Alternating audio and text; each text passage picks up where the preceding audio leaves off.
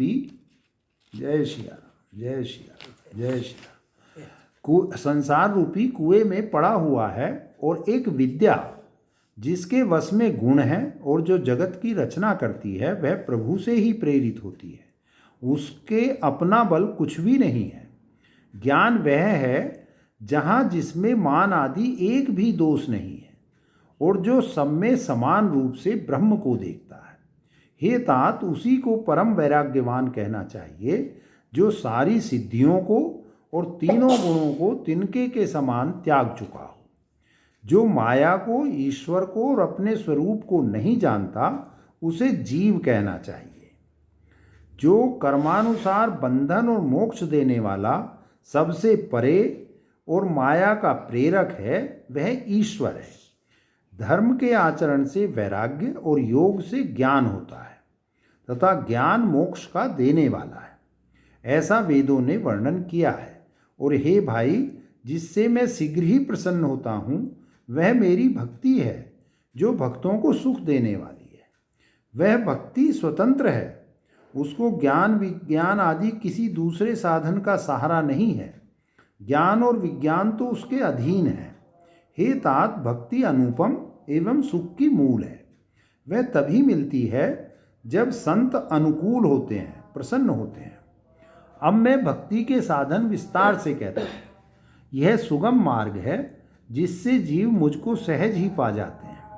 पहले तो ब्राह्मणों के चरणों में अत्यंत प्रीति हो और वेद की रीति के अनुसार अपने अपने वर्णाश्रम के कर्मों में लगा रहे। इसका फल फिर विषयों से वैराग्य होगा। तब वैराग्य होने पर मेरे धर्म भागवत धर्म में प्रेम उत्पन्न होगा। तब श्रवण आदि 9 प्रकार की भक्तियां दृढ़ होंगी और मन में मेरी लीलाओं के प्रति अत्यंत प्रेम होगा।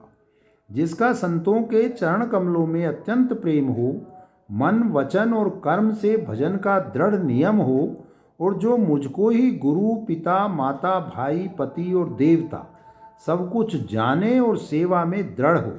मेरा गुण गाते समय जिसका शरीर पुलकित हो जाए, वाणी गदगद हो जाए और नेत्रों से जल बहने लगे, और काम मद और दम्भ आदि जिसमें न हो, हे भाई, मैं सदा उसके वश में रहता हूँ। जिनको कर्म वचन और मन से मेरी ही गति है और जो निष्काम भाव से मेरा भजन करते हैं, उनके हृदय कमल में मैं सदा विश्राम किया करता हूँ। इस भक्ति योग को सुनकर लक्ष्मण जी ने अत्यंत सुख पाया और उन्होंने प्रभु श्री रामचंद्र जी के चरणों में सिर नवाया। इस प्रकार वैराग्य, ज्ञान, गुण और नीति कहते हुए कुछ दिन बीत गए। शूर्पणखा नामक रावण की एक बहन थी जो नागिन के समान भयानक और दुष्ट हृदय की थी।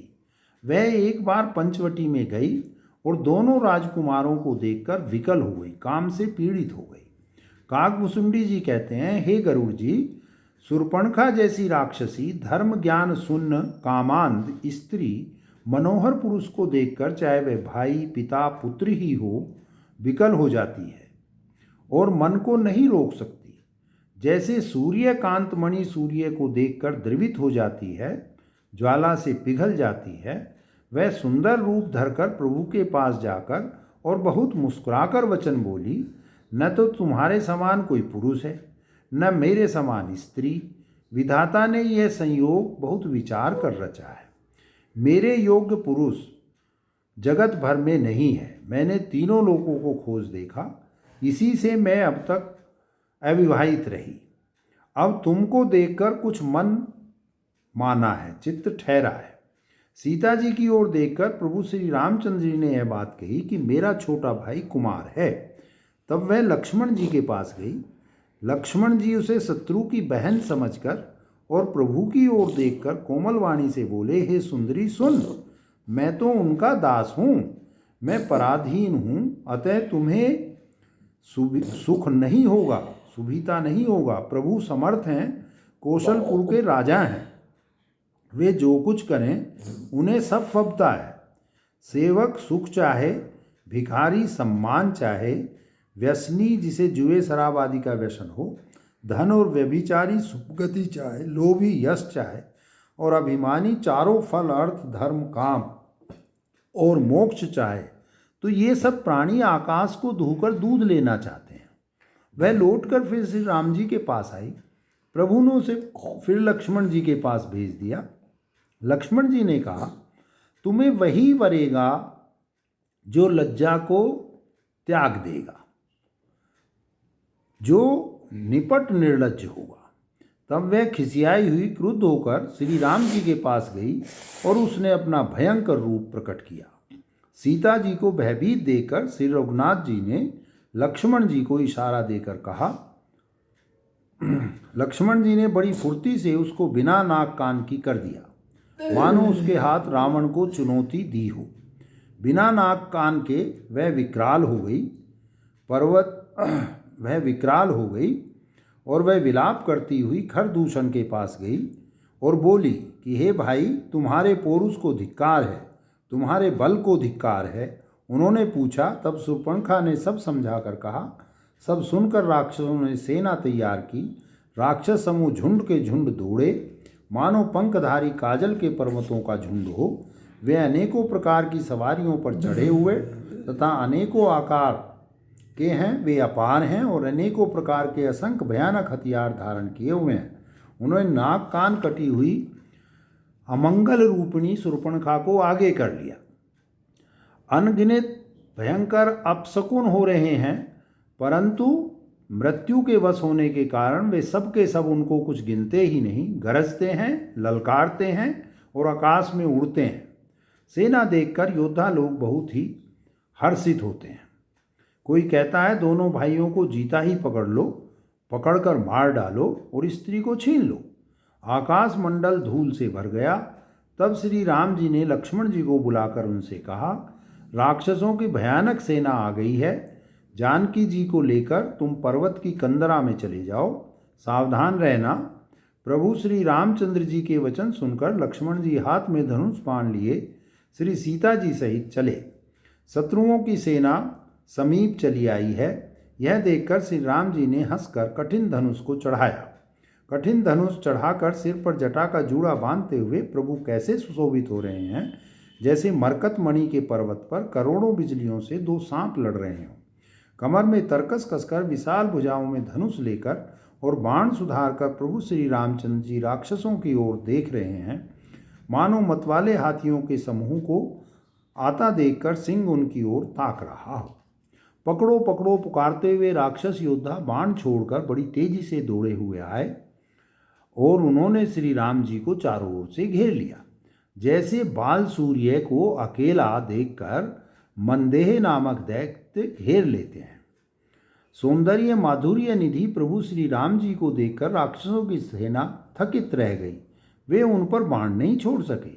मंत्री को बुलाकर खरदूषण ने कहा, यह राजकुमार कोई मनुष्यों का भूषण है। जितने भी नाग, असुर, देवता, मनुष्य और मुनि हैं, उनमें से हमने न जाने कितने ही देखे, जीते और मार डाले हैं। पर हे सब भाइयों सुनो, हमने जन्म भर में ऐसी सुंदरता कहीं नहीं देखी। यद्यपि इन्होंने हमारी बहन को कुरूप कर दिया, तथापि अनुपम पुरुष वध करने योग्य नहीं है। छिपाई हुई अपनी स्त्री हमें तुरंत दे दो और दोनों भाई जीते जी घर लौट जाओ। मेरा यह कथन तुम लोग उसे सुनाओ और उसका उत्तर सुनकर शीघ्र आओ। दूतों ने जाकर यह संदेश श्री रामचंद्र जी से कहा। उसे सुनते ही श्री रामचंद्र जी मुस्कुराकर बोले, हम क्षत्रिय हैं, वन में शिकार करते हैं और तुम्हारे सरीखे दुष्ट पशुओं को तो ढूंढते ही फिरते हैं। हम बलवान शत्रु को देखकर नहीं डरते। लड़ने को आवें तो एक बार तो हम काल से भी लड़ सकते हैं। यद्यपि हम मनुष्य हैं, परंतु दैत्य कुल का नाश करने वाले और मुनियों की रक्षा करने वाले हैं। हम बालक हैं, परंतु हैं दुष्टों को दंड देने वाले। यदि बल न हो तो घर लौट जाओ। संग्राम में पीठ दिखाने वाले किसी को मैं नहीं मारता। रण में चढ़ आकर कपट चतुराई करना और शत्रु पर कृपा करना, दया दिखाना तो बड़ी भारी कायरता है। दूतों ने लौटकर तुरंत सब बातें कहीं, जिन्हें सुनकर खरदूषण का हृदय अत्यंत जल उठा। खरदूषण का हृदय जल उठा तब उन्होंने कहा, पकड़ लो। भयानक राक्षस योद्धा बाण, धनुष, तोमर, शक्ति, सांग, शूल, कृपाण, कटार, परिघ और परसा धारण किए हुए दौड़ पड़े। प्रभु श्री राम जी ने पहले धनुष का बड़ा कठोर, घोर और भयानक टंकार किया, जिसे सुनकर राक्षस बहरे और व्याकुल हो गए। उस समय उन्हें कुछ भी होश न रहा। फिर वे शत्रु को बलवान जानकर सावधान होकर दौड़े और श्री रामचंद्र जी के ऊपर बहुत प्रकार के अस्त्र बरसाने लगे। श्री रघुवीर जी ने उनके हथियारों को तिल के समान टुकड़े टुकड़े करके काट डाला। फिर धनुष को कान तक तान कर अपने तीर छोड़े। तब भयानक बाण ऐसे चले मानो फुफकारते हुए बहुत से सर्प जा रहे हैं। श्री रामचंद्र जी संग्राम में क्रुद्ध हुए और अत्यंत तीक्ष्ण बाण चले। अत्यंत तीक्ष्ण बाणों को देखकर राक्षस वीर पीठ दिखाकर भाग चले। तब खर, दूषण और तृष्णा तीनों भाई क्रुद्ध होकर बोले, जो रण से भाग कर जाएगा उसका हम अपने हाथों वध करेंगे। तब मन में मरना ठानकर भागते हुए राक्षस लौट पड़े और सामने होकर वे अनेकों प्रकार के हथियारों से श्री राम जी पर प्रहार करने लगे। शत्रु को अत्यंत कुपित जानकर प्रभु ने धनुष पर बाण चढ़ाकर बहुत से बाण छोड़े, जिनसे भयानक राक्षस कटने लगे। उनकी छाती, सिर, भुजा, हाथ और पैर जहाँ तहाँ पृथ्वी पर गिरने लगे। बाण लगते ही वे हाथी की तरह चिंगारते हैं। उनके पहाड़ के समान धड़ कट कट कर गिर रहे हैं। योद्धाओं के शरीर कटकर सैकड़ों टुकड़े हो जाते हैं, फिर माया करके उठ खड़े होते हैं। आकाश में बहुत सी भुजाएं और सिर उड़ रहे हैं तथा बिना सिर के धड़ दौड़ रहे हैं। चील या क्रौंच, कोए आदि पक्षी और सियार कठोर और भयंकर कटकट शब्द कर रहे हैं। सियार कटकटाते हैं, भूत प्रेत और पिशाच खोपड़ियाँ बटोर रहे हैं। वीर वेताल खोपड़ियों पर ताल दे रहे हैं और योगनियाँ नाच रही हैं। श्री रघुवीर के प्रचंड बाण योद्धाओं के वक्षस्थल, भुजा और सिरों के टुकड़े टुकड़े कर डालते हैं। उनके धड़ जहाँ तहाँ गिर पड़ते हैं, फिर उठते और लड़ते हैं और पकड़ो पकड़ो का भयंकर शब्द करते हैं। अंतड़ियों के एक छोर को पकड़कर गीद उड़ते हैं और उन्हीं का दूसरा छोर हाथ से पकड़कर पिशाच दौड़ते हैं। ऐसा मालूम होता है मानो संग्राम रूपी नगर के निवासी बहुत से बालक पतंग उड़ा रहे हों। अनेकों योद्धा मारे और पछाड़े गए। बहुत से जिनके हृदय विदीर्ण हो गए हैं पड़े करहा रहे हैं। अपनी सेना को व्याकुल देखकर त्रिसरा और खरदूषण आदि योद्धा श्री राम जी की ओर मुड़े। अनगिनत राक्षस क्रोध करके बाण, शक्ति, तोमर, फरसा, सूल और कृपाण एक ही बार में श्री रघुवीर पर छोड़ने लगे। प्रभु ने पल भर में शत्रुओं के बाणों को काटकर ललकार कर उन पर अपने बाण छोड़े। सब राक्षस सेनापतियों के हृदय में 10-10 बाण मारे। योद्धा पृथ्वी पर गिर पड़ते हैं, फिर उठकर भिड़ते हैं, मरते नहीं। बहुत प्रकार की अतिशय माया रचते हैं। देवता यह देखकर डरते हैं कि प्रेत 14,000 हैं और अयोध्यानाथ श्री राम जी अकेले हैं। देवता और मुनियों को भयभीत देखकर माया के स्वामी प्रभु ने एक बड़ा कौतुक किया, जिससे शत्रुओं की सेना एक दूसरे को राम रूप देखने लगी और आपस में ही युद्ध करके लड़ मरी। सब यही राम है, इसे मारो, इस प्रकार यही राम है, इसे मारो। राम राम कहकर शरीर छोड़ते हैं और निर्वाण पद पाते हैं, मोक्ष पा जाते हैं। कृपा निधान श्री राम जी ने यह उपाय करके क्षण भर में शत्रुओं को मार डाला। देवता हर्षित होकर फूल बरसाते हैं। आकाश में नगाड़े बज रहे हैं। फिर वे सब स्तुति कर करके अनेकों विमानों पर सुशोभित होकर हुए चले गए। जब श्री रघुनाथ जी ने युद्ध में शत्रुओं को जीत लिया तथा देवता, मनुष्य और मुनि सबके भय नष्ट हो गए, तब लक्ष्मण जी सीता जी को ले आए। चरणों में पड़ते हुए उनको प्रभु ने प्रसन्नतापूर्वक उठाकर हृदय से लगा लिया। सीता जी श्री राम जी के श्याम और कोमल शरीर को परम प्रेम के साथ देख रही हैं, नेत्र घाते नहीं हैं। इस प्रकार पंचवटी में बसकर श्री रघुनाथ जी देवताओं और मुनियों को सुख देने वाले चरित्र करने लगे। खरदूषण का विध्वंस देखकर शूर्पणखा ने जाकर रावण को भड़काया।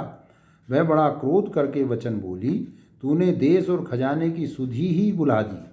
शराब पी लेता है और दिन रात पड़ा सोता रहता है।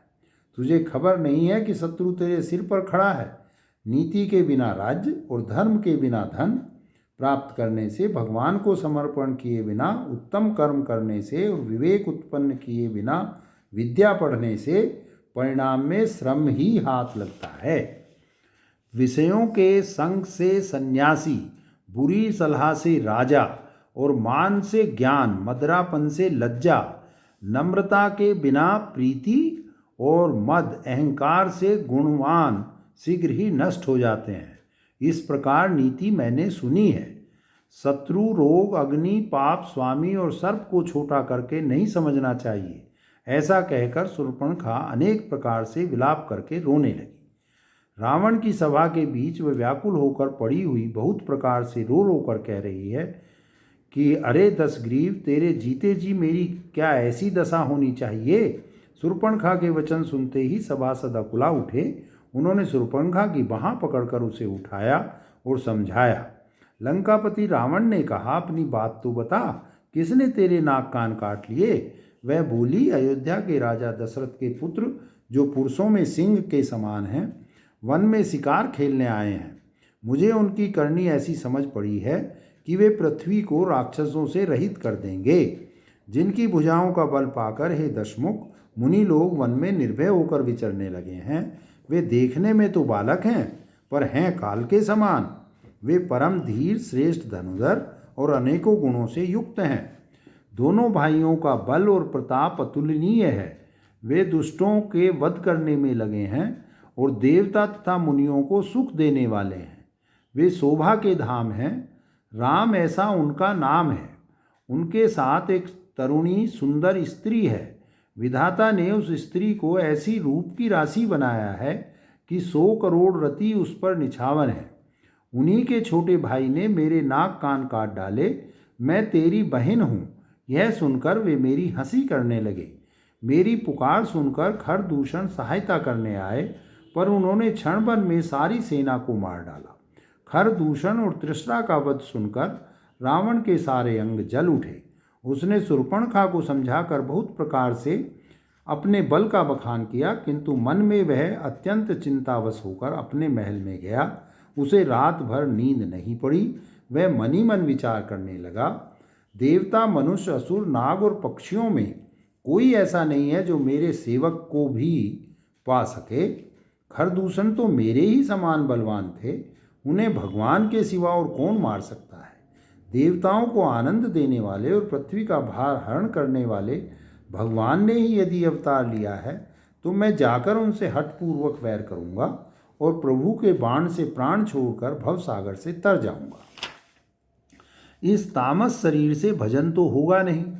अतएव मन, वचन और कर्म से यही दृढ़ निश्चय है। और यदि वे मनुष्य रूप कोई राजकुमार होंगे, तो उन दोनों को रण में जीतकर उनकी स्त्री को हर लूँगा। यूँ विचार कर रावण रथ पर चढ़कर अकेला ही वहाँ चला, जहाँ समुद्र के तट पर मारीच रहता था। शिवजी कहते हैं कि ये पार्वती, यहाँ श्री रामचंद्र जी ने जैसी युक्ति रची, वह सुंदर कथा सुनो। लक्ष्मण जी जब कंदमूल फल लेने के लिए वन में गए, तब अकेले में कृपा और सुख के समूह श्री रामचंद्र जी हंसकर जानकी जी से बोले, हे प्रिय, हे सुंदर पातिव्रत धर्म का पालन करने वाली सुशीले, सुनो, मैं अब कुछ मनोहर मनुष्य लीला करूँगा। इसलिए जब तक मैं राक्षसों का नाश करूँ, तब तक तुम अग्नि में निवास करो।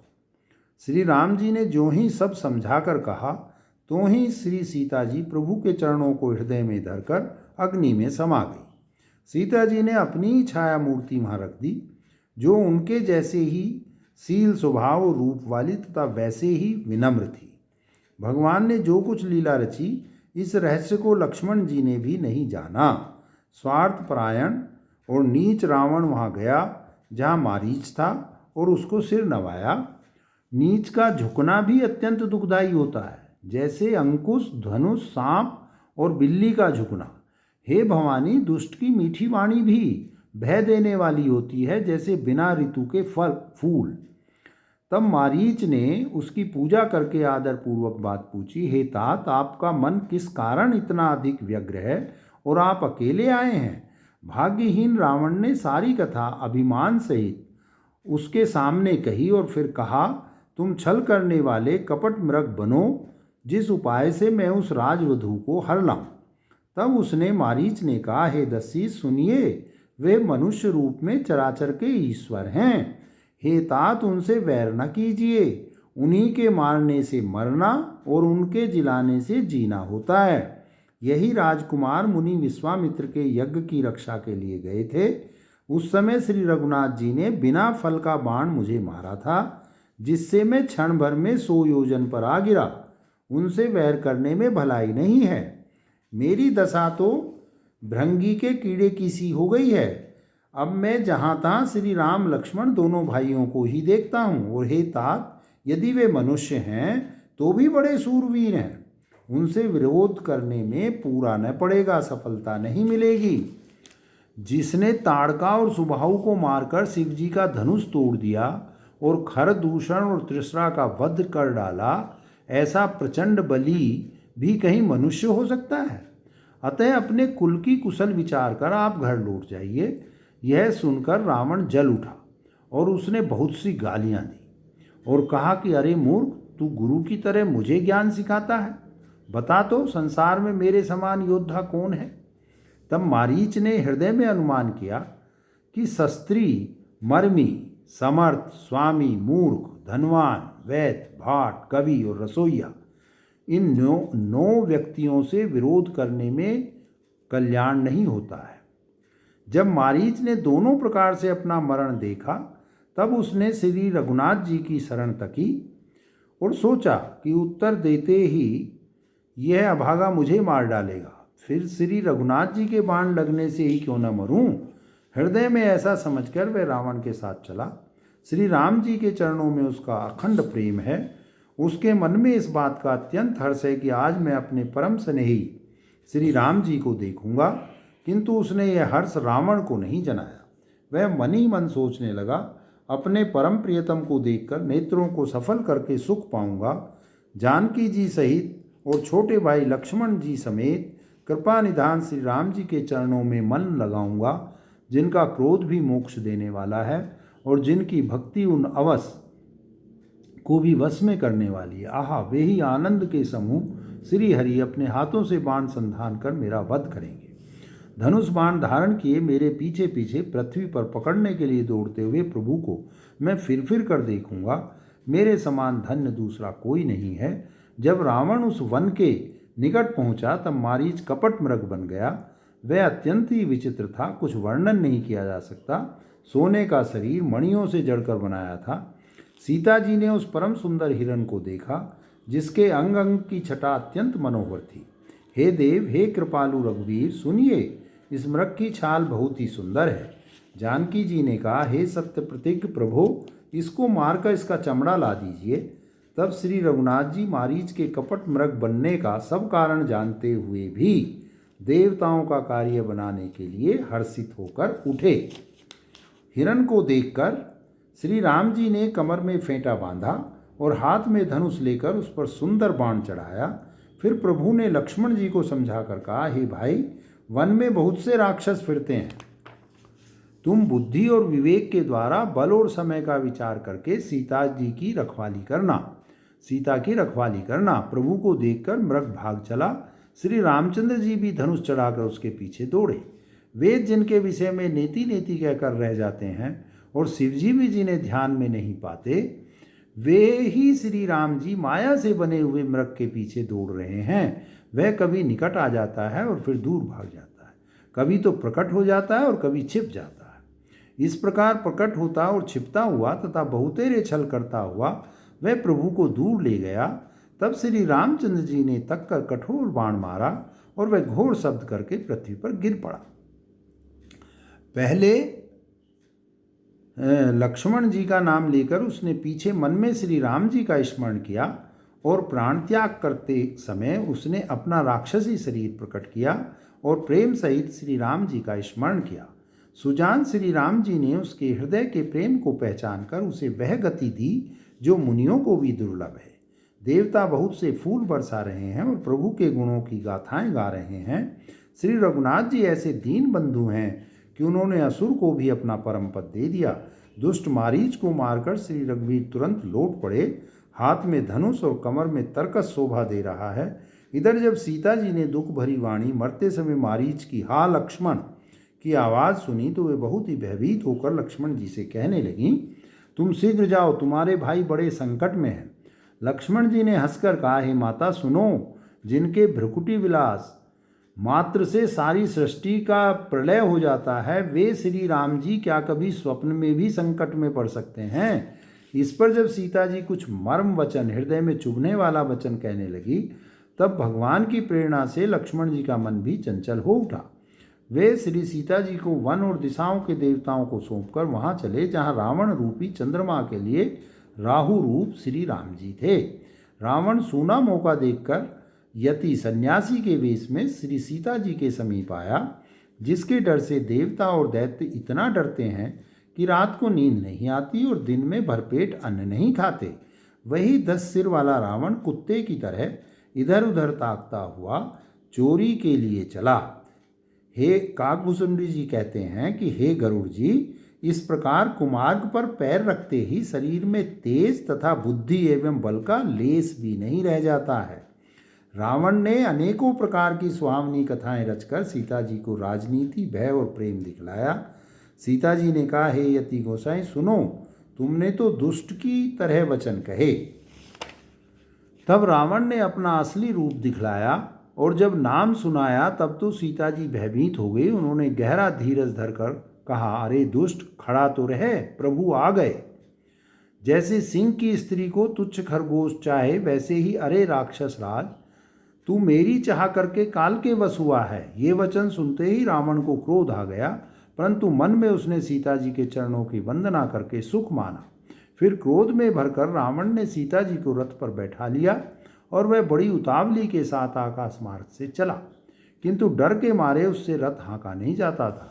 सीता जी विलाप कर रही थी, हा जगत के अद्वितीय वीर श्री रघुनाथ जी, आपने किस अपराध से मुझ पर दया बुला दी। हे दुखों के हरने वाले, हे शरणागत को सुख देने वाले, हा रघुकुल रूपी कमल के सूर्य, हा लक्ष्मण, तुम्हारा दोष नहीं है। मैंने क्रोध किया, उसका फल पाया। श्री जानकी जी बहुत प्रकार से विलाप कर रही हैं। प्रभु की कृपा तो बहुत है, परंतु वे स्नेही प्रभु बहुत दूर रह गए हैं। प्रभु को मेरी यह विपत्ति कौन सुनावे। यज्ञ के अन्न को गधा खाना चाहता है। सीता जी का भारी विलाप सुनकर जड़ चेतन सभी जीव दुखी हो गए। गृद्धराज जटायु ने सीता जी की दुख भरी वाणी सुनकर पहचान लिया कि ये रघुकुल तिलक श्री रामचंद्र जी की पत्नी हैं। नीच राक्षस इनको बुरी तरह से लिए जा रहा है, जैसे कपिला गाय मलेच्छ के पाले पड़ गई हो। वह बोला, हे सीते पुत्री, भय मत कर, मैं इस राक्षस का नाश करूंगा। वह पक्षी क्रोध में भरकर कैसे दौड़ा, जैसे पर्वत की ओर वज्र छूटता हो। उसने ललकार कर कहा, रे रे दुष्ट, खड़ा क्यों नहीं होता, निडर होकर चल दिया। मुझे तूने नहीं जाना। उसको यमराज के समान आता हुआ देखकर रावण घूमकर मन में अनुमान करने लगा, यह या तो मैनाक पर्वत है या पक्षियों का स्वामी गरुड़। पर वह गरुड़ तो अपने स्वामी विष्णु सहित मेरे बल को जानता है। कुछ पास आने पर रावण ने उसे पहचान लिया और बोला, यह तो बूढ़ा जटायु है, यह मेरे हाथ रूपी तीर्थ में शरीर छोड़ेगा। यह सुनते ही गीध क्रोध में भरकर बड़े वेग से दौड़ा और बोला, रावण, मेरी सिखावन सुन, जानकी जी को छोड़कर कुशल पूर्वक अपने घर चला जा, नहीं तो बहुत भुजाओं वाले ऐसा होगा कि श्री राम जी के क्रोध रूपी अत्यंत भयानक अग्नि में तेरा सारा वंश पतिंगा होकर भस्म हो जाएगा। योद्धा रावण कुछ उत्तर नहीं देता। तब गीध क्रोध करके दौड़ा। उसने रावण के बाल पकड़कर उसे रथ के नीचे उतार लिया। रावण पृथ्वी पर गिर पड़ा। गीध सीता जी को एक और बैठाकर फिर लौटा और चोंचों से मार मार कर रावण के शरीर को विदीर्ण कर डाला। इससे उसे एक घड़ी के लिए मूर्छा हो गई। तब खिसियाए हुए रावण ने क्रोधयुक्त होकर अत्यंत भयानक कटार निकाली और उससे जटायु के पंख काट डाले। पक्षी जटायु श्री राम जी की अद्भुत लीला का स्मरण करके पृथ्वी पर गिर पड़ा। सीता जी को फिर रथ पर चढ़ाकर रावण बड़ी उतावली के साथ चला। उसे भय कम न था। सीता जी आकाश में विलाप करती हुई जा रही हैं, मानो व्याध के वश में पड़ी हुई कोई भयभीत हिरणी हो। पर्वत पर बैठे हुए बंदरों को देखकर सीता जी ने हरि नाम लेकर वस्त्र डाल दिया। इस प्रकार वह सीता जी को ले गया और उन्हें अशोक वन में जा रखा। सीता जी को बहुत प्रकार से भय और प्रीति दिखलाकर जब वह दुष्ट हार गया, तब उन्हें यत्न करा के सब व्यवस्था ठीक करा के अशोक वृक्ष के नीचे रख दिया। जय सिया राम, जय सिया राम, जय सिया राम, जय सिया राम, जय सिया राम, जय सिया राम, जय सिया राम। जिस प्रकार कपट मृग के साथ श्री राम जी दौड़ चले थे, उसी छवि को हृदय में रखकर वे हरि नाम रटती रहती हैं। श्री रघुनाथ जी ने छोटे भाई लक्ष्मण जी को आते देखकर बाह्य रूप में बहुत चिंता की और कहा, हे भाई, तुमने जानकी जी को अकेली छोड़ दिया और मेरी आज्ञा का उल्लंघन कर यहाँ चले आए। राक्षसों के झुंड वन में फिरते रहते हैं। मेरे मन में ऐसा आता है कि सीता आश्रम में नहीं है। छोटे भाई लक्ष्मण जी ने श्री रामचंद्र जी के चरण कमलों को पकड़कर हाथ जोड़कर कहा, हे नाथ, मेरा कुछ भी दोष नहीं है। लक्ष्मण जी सहित प्रभु श्री राम जी वहाँ गए जहाँ गोदावरी के तट पर उनका आश्रम था। आश्रम को जानकी जी से रहित देखकर श्री राम जी साधारण मनुष्य की भांति व्याकुल और दीन हो गए। वे विलाप करने लगे, हा गुणों की खान जानकी, हा रूप, शील, व्रत और नियमों में पवित्र सीते। लक्ष्मण जी ने बहुत प्रकार से समझाया। तब श्री राम जी लता और वृक्षों की पंक्तियों से पूछते हुए चले, हे पक्षियों, हे पशुओं, हे भोरों की पंक्तियों, तुमने कहीं मृगनयनी सीता को देखा है? खंजन, तोता, कबूतर, हिरन, मछली, भोरों का समूह, प्रवीण, कोयल, कुंदकली, अनार, बिजली, कमल, शरद का चंद्रमा और नागनी, वरुण का पाश, कामदेव का धनुष, हंस, गज और सिंह, ये सब आज अपनी प्रशंसा सुन रहे हैं। बेल, सुवर्ण और केला हर्षित हो रहे हैं। इनके मन में जरा भी शंका और संकोच नहीं है। हे जानकी, सुनो, तुम्हारे बिना ये सब आज ऐसे हर्षित हैं मानो राज पा गए हों। जय श्री राम, जय श्री राम। आज तुम्हें न देखकर ये अपनी शोभा के अभिमान में फूल रहे हैं। तुमसे यह अनख कैसे सही जाती है? हे प्रिय, तुम शीघ्र ही प्रकट क्यों नहीं होती? इस प्रकार विलाप करते हैं मानो कोई महाविरही और अत्यंत कामी पुरुष हो। पूर्ण काम, आनंद की राशि, अजन्मा और अविनाशी श्री रामचंद्र जी मनुष्यों के से चरित्र कर रहे हैं। आगे उन्होंने गृधपति जटायु को पड़ा देखा। वह श्री राम जी के चरणों का स्मरण कर रहा था, जिसमें ध्वजा, पुलिस आदि की रेखाएं चिन्ह हैं। कृपा सागर श्री रघुवीर जी ने अपने कर कमलों से उसके सिर का स्पर्श किया और शोभा धाम श्री राम जी का मुख देखकर उसकी सब पीड़ा जाती रही। तब धीरज धरकर गीध ने यह वचन कहा, हे भाव के भय का नाश करने वाले श्री राम जी, सुनिए। हे नाथ, रावण ने मेरी यह दशा की है, उसी दुष्ट ने जानकी जी को हर लिया है। हे गोसाई, वह उन्हें लेकर दक्षिण दिशा को गया है। सीता जी कुर्री की तरह अत्यंत विलाप कर रही थी। हे प्रभु, मैंने आपके दर्शनों के लिए ही प्राण रोक रखे थे। हे कृपा निधान, अब ये चलना ही चाहते हैं। श्री रामचंद्र जी ने कहा, हे तात, शरीर को बनाए